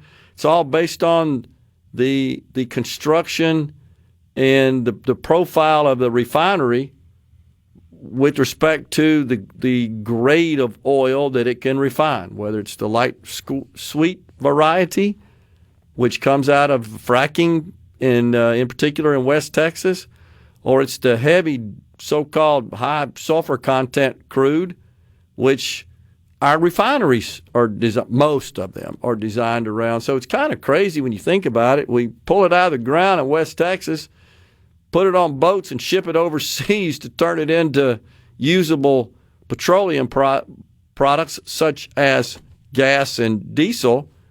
But we take oil from Venezuela and other oil-producing countries that do explore and extract the heavier, dirtier, high-sulfur content oil into our ports, mainly in Texas, around those refineries in Houston. And there we turn it into gas and usable fuel and other products as well. So they're kind of crisscrossing out in the ocean. It's weird the way that works. But that is, as you say, Ricky, that's a function of not having sufficient refining capacity in this country for the type of oil that we have sort of added to our oil and gas production, mainly as a result of fracking, which is incredible technology, incredible discovery that, gosh, I think, Rhino, without the discovery, the innovation of fracking, what the heck would the price of oil be now? Because we wouldn't be producing as much. I mean, our supply would be much lower.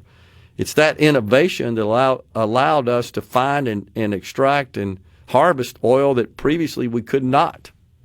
The Democrats hate it, of course, because it just meant Okay, there's more life in fossil fuels. They were kind of hoping we just run out of it and stupidly attempt to convert the whole dang country to renewable fuels, which, by the way, is something that is a key tenet of the platform of the crazy lady running for governor of Wisconsin. She's on the ballot today.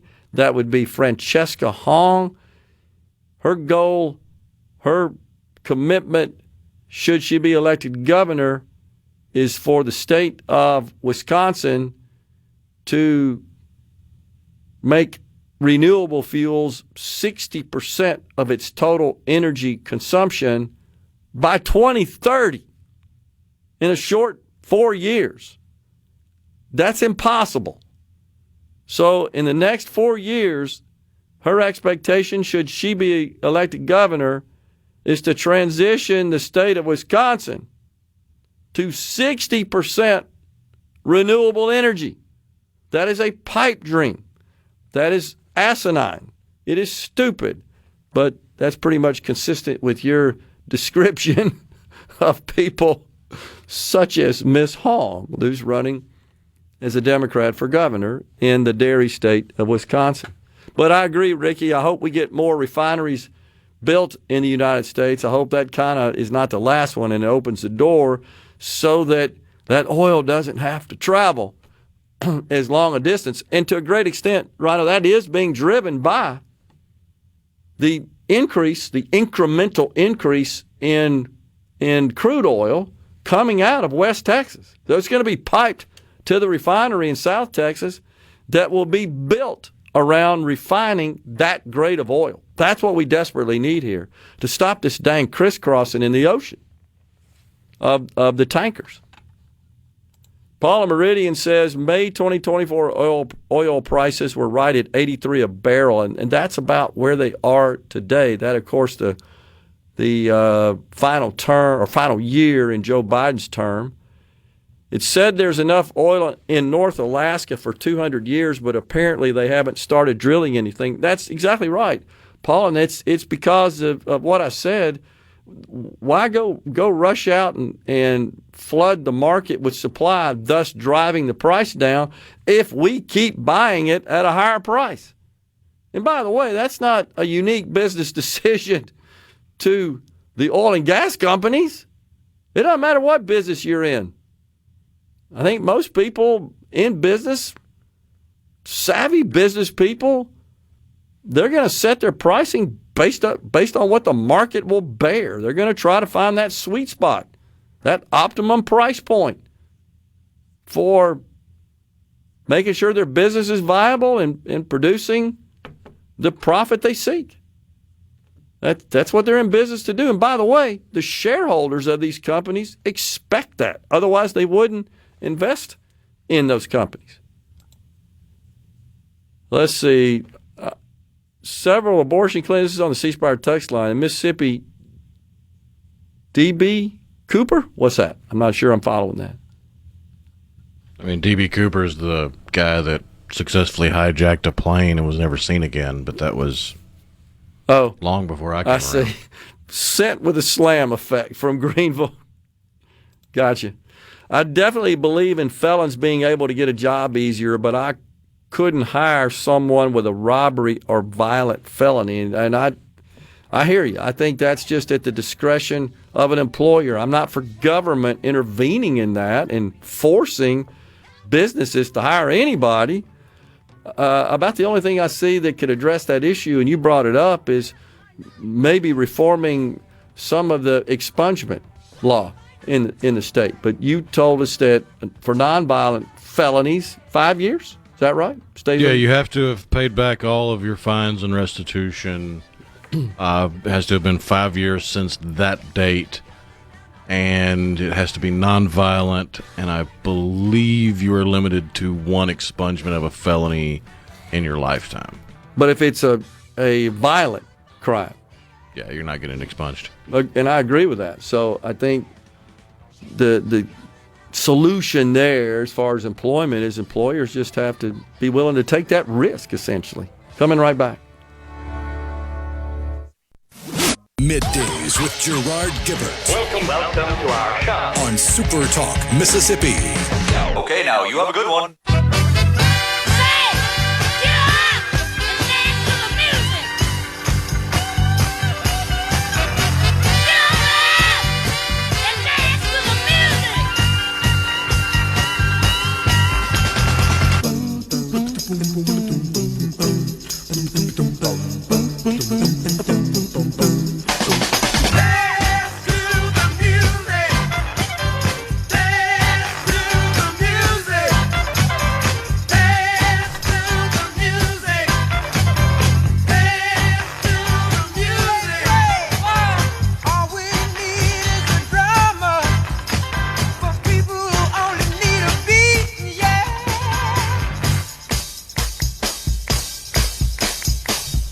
Welcome back, everyone. It's Middays from the Element Wealth studio. Paul says I can either buy gas or not go to work. I understand, Paul, but there are a lot of people that do have the ability to curb their use of gas. I get it. It's part of your work. It's a work tool for you, essentially, and it is for a lot of people and a lot of industry, but there's a whole bunch of personal travel and personal driving that could be adjusted downward, and it does whenever there are spikes in gas. Demand adjusts. Use adjusts. Again, certainly understand that if it's necessary, as it is in your case, and I realize that, for you to get around and perform your work. But so I guess I'd ask the question, Rhino, what do people want? The government to step in? That's socialism, to control these oil and gas companies and essentially dictate to them how much they're going to produce and what price they're going to sell it for. That is classic, the essence of central planning socialism. That's what they tried in Venezuela, nationalizing the oil companies, the banks. The place just about folded, literally. You remember, we talked about it, seeing folks in the street lining up for freaking toilet paper because the government had nationalized many of the industries. Once a thriving nation that in many respects, if you looked at photos, look like a typical American city. But once the socialists got in charge, Maduro, who leaned more into communism than socialism, I think he had the goal of outlawing private property ownership, which is a key distinction between socialism and communism. It's always amazing to me whenever I engage in these discussions. I know you've seen this as well. Often I'm considered being overly hyperbolic in describing some of these self-avowed Democrat socialists as communists. You don't really know what the difference between socialism and communism is. No, I do, and that's why I'm calling them that. If you are so oblivious and so naive as to think they just want to stop at creating a few government programs. They're a liberal Democrat voter in the year of our Lord 2026. Of course they're oblivious and naive. They wouldn't vote Democrat in 2026 if they weren't oblivious and naive. They want you to believe, oh, no, we just want family leave and free health care, free child care and Medicare for all. And I saw James Tallarico, by the way, the nutty candidate for Senate in Texas. His latest is, we're just going to forgive medical debt. We're just going to wipe it off the books. But he doesn't offer any economic approach to achieving that. We're just going to eliminate it. So all the hospitals and all the providers and all the other companies and individuals in the healthcare industry whom are owed money because they delivered services to people, they just got to get stiffed. I mean, that's essentially what they're saying. It's like the crazy Francesca Hong, who's running for governor of Wisconsin. I've seen a video of her. You know, she was a restaurateur, and she borrowed some money from Capital One, the bank Capital One, and she defaulted on the loan, didn't pay it back. And she's mad. She's blaming Capital One for the failure of her business because they wanted to get paid back. Incredible. That's the way they think, though. It's the big bad bank. They're making me pay back that money they loaned to me. It's just unbelievable.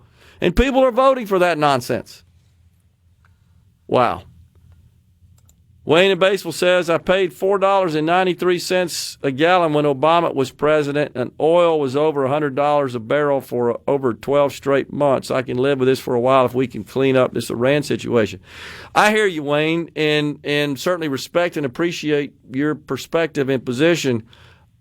I'll just go ahead and say that the vast majority of people that are going to be voting in the midterms in November could care less about what the price of gas was 2 weeks ago, much less under Obama. And I think that using that as an approach, a strategy to compete politically is a doomed one. Nobody cares about that.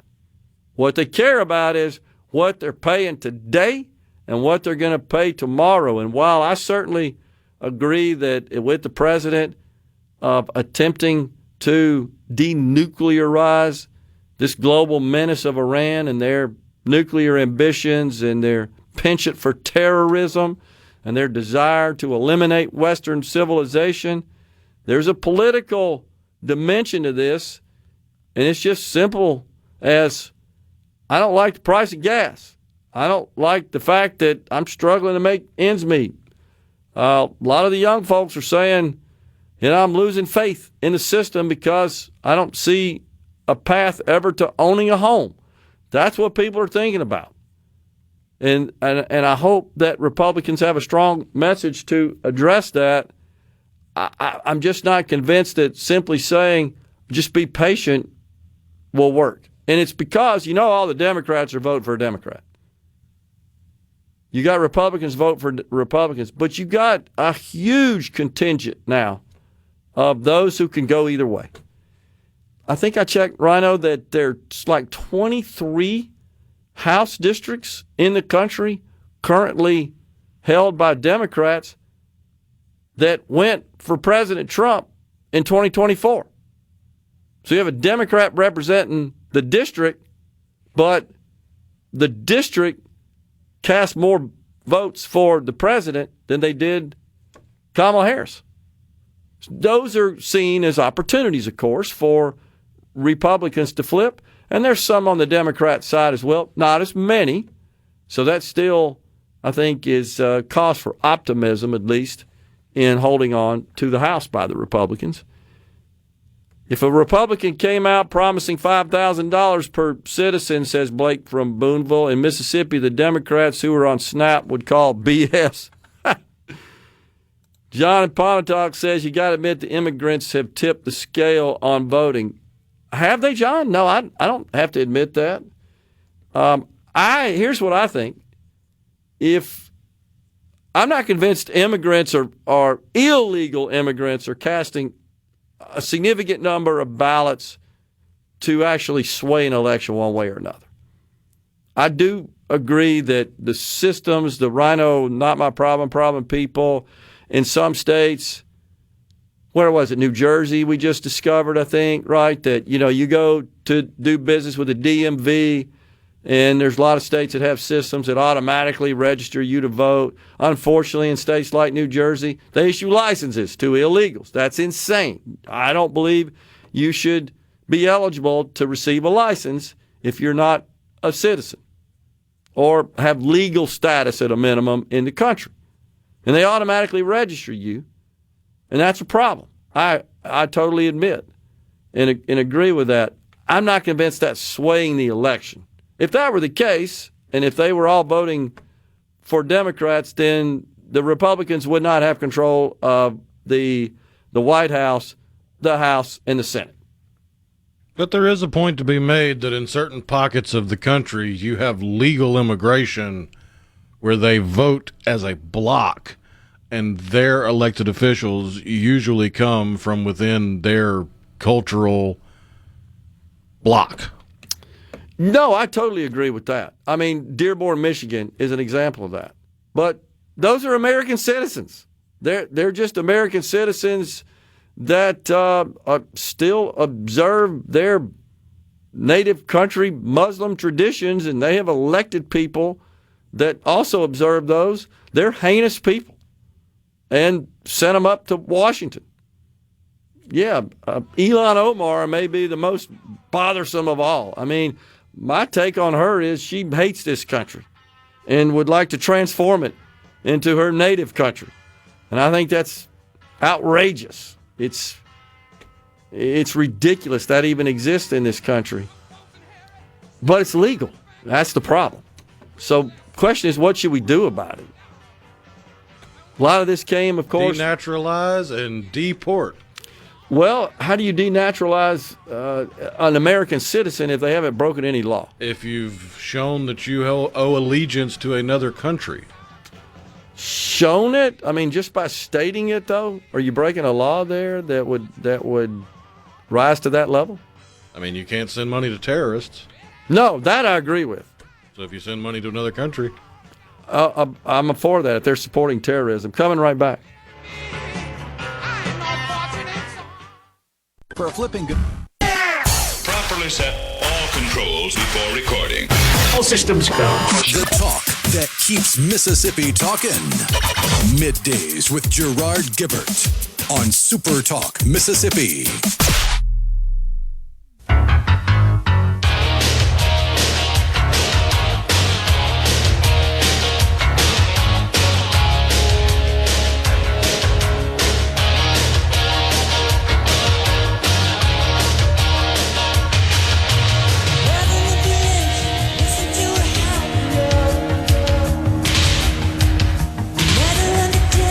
I'll just say that I denounce anyone that lives in this country that does not express allegiance to it.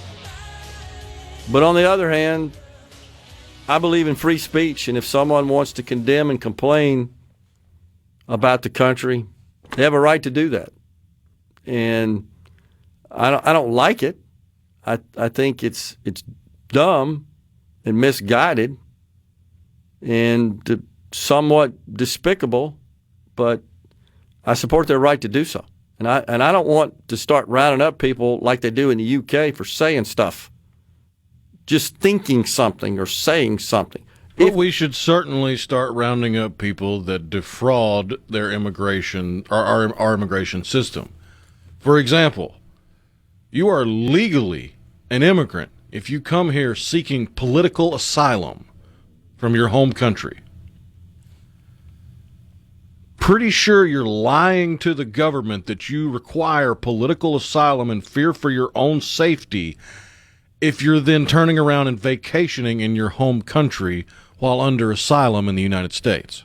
Let's be honest, you and I have talked about it. The asylum process is deeply flawed and broken and grossly, dramatically abused.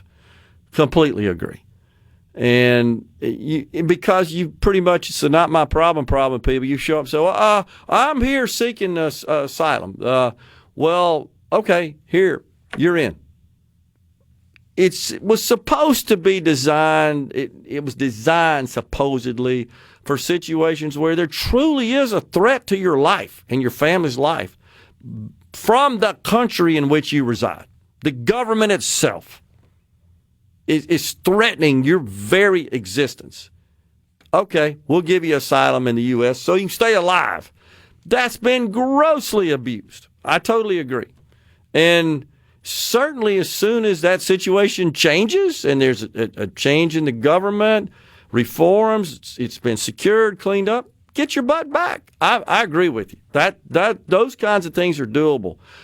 I'm not for rounding up people for thinking things and putting them in jail, the so-called thought police. I just want to make that distinction. On the ceasefire text line, I'm against government controls, but I do wish there were regulations that required a set minimum supply of gasoline so refineries couldn't all shut down around the same time for yearly maintenance. Yeah, I disagree. I don't want government involved in that whatsoever. I mean, if they're shut down, they're not selling, they're not making any money. So let the markets figure that out. Gosh, that would be just a misapplication and a completely incompetent process on the part of government. Tim and McGee says, I don't think our Republicans could get along with each other well enough to draft a message to the American people. Certainly does feel like, Tim, they need to get on the same page and come up with something that resonates with the people. You know, I said it a couple of days ago, Ryan, I think it was yesterday, you don't get credit for the taxes you didn't raise. That's part of the problem. And people aren't really seeing any significant major benefit from heading off what could have been a disaster. It's hard to sell that, hard to make that work. But it's also hard to sell anybody not named Trump in the Republican Party, especially in Congress, when congressional Republicans are doing seemingly everything in their power to thwart Trump at every turn. Yeah.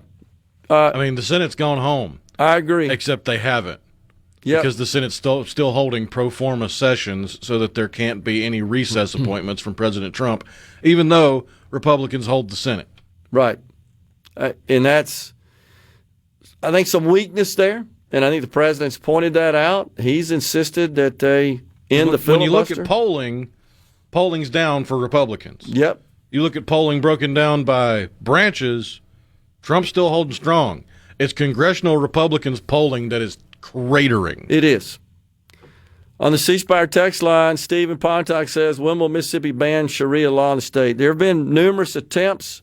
I'm not sure it would accomplish anything, Steve. The courts have said, and we accept, that domestic law at all levels is supreme.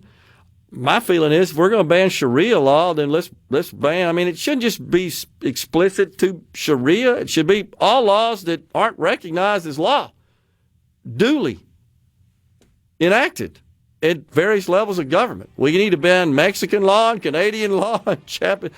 So I think the issue here is there are some practices allowed under Sharia law, but if you look at them, Rhino, they all violate laws in this country. So we have laws already that says, no, you can't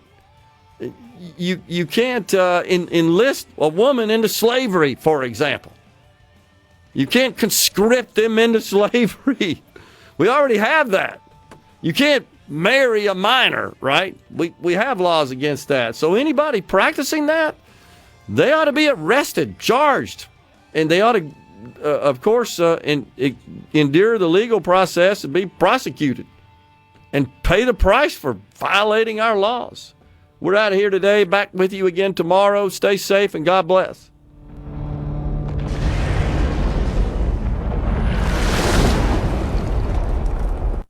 A SuperTalk Mississippi media production.